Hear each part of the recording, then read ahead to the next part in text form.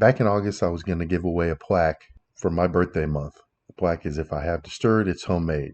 I tried to give this away to 2 people. They never replied, but we finally have a winner. Her name is Vicky, and I'm going to be sending her out the plaque.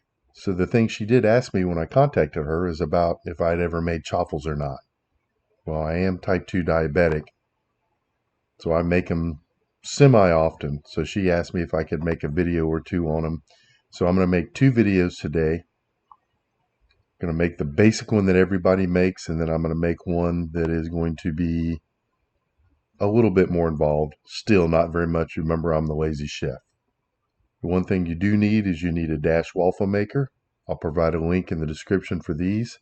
They're only like $12.99 on Amazon. They're really cheap, and you can use them for other things, but you really need them to be able to make a good chaffle. So this is what my first chaffle looks like. I'm going to make 2 different versions on this one.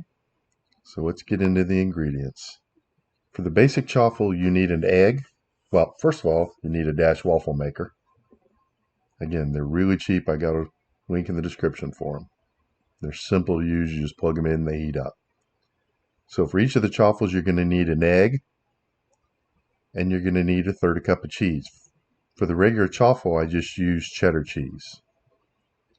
For the more advanced one, you're going to need 1/4 teaspoon of garlic powder, onion powder, and paprika. You're also going to need some pork rinds. On this one, I'm going to use mozzarella. I just figured I would change it up a little bit, but again, you can use either one you like.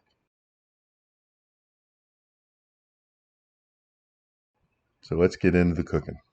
If the light is on the dash waffle maker, it's still heating up, so you want to let it heat up a little bit more until that light turns off. While that's doing that, we're going to crack 1 egg in a bowl. And we're going to take 1/3 of the cup of the cheese, whatever one you want to use.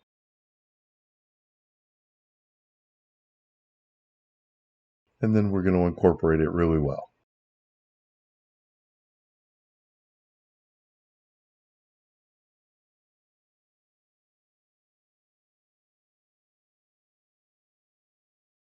This will make 2 chaffles. Both of these recipes I have will make 2 chaffles.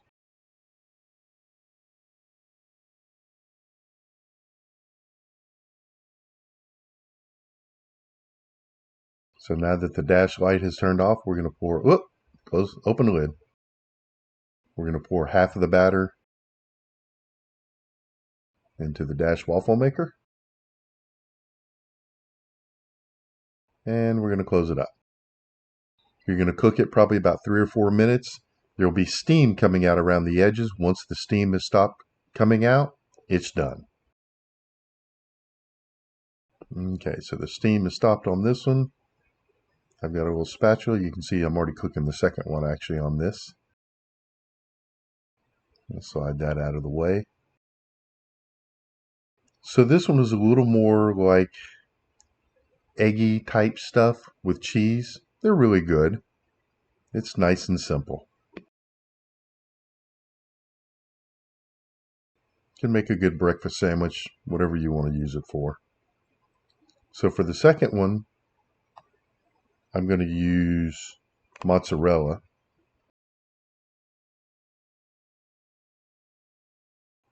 Again, you can use any cheese you like on these. And then we're going to need some pork rinds. You're going to put them into a Ziploc bag, and you're going to crush them.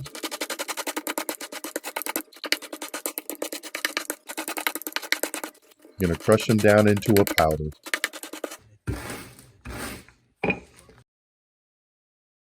And we're going to use about 1/4 cup of this. So we're going to do about the same thing with as we did with the other one.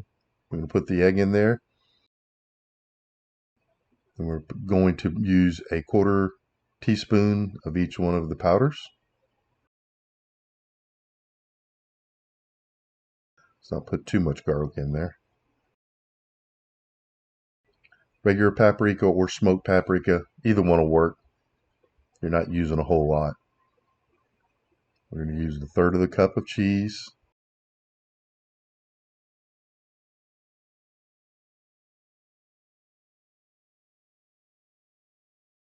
Then we're going to use about 1/4 cup of the pork rind.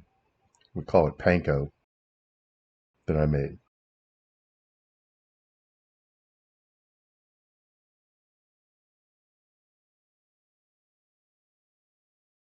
I've got some left over. I'm going to use it for another recipe later.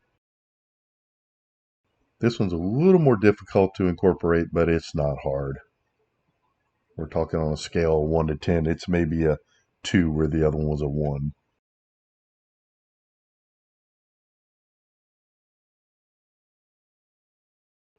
That's what it looks like when you finish mixing it all up. Now we're going to take the Dash waffle maker. We're going to put half of it in there.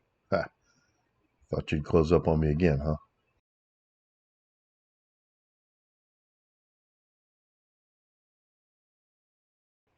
This one you're going to spread out a little bit more. It is a little thicker, basically because of the pork rinds. Going to close it up. Cook it for 3 to 4 minutes. Same deal till it stops steaming. Then you can open it up.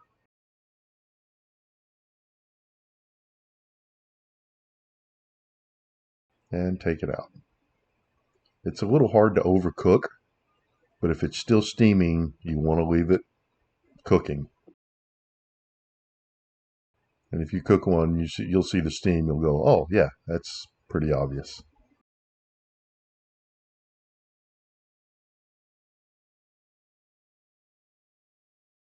Flatten it out just a little bit.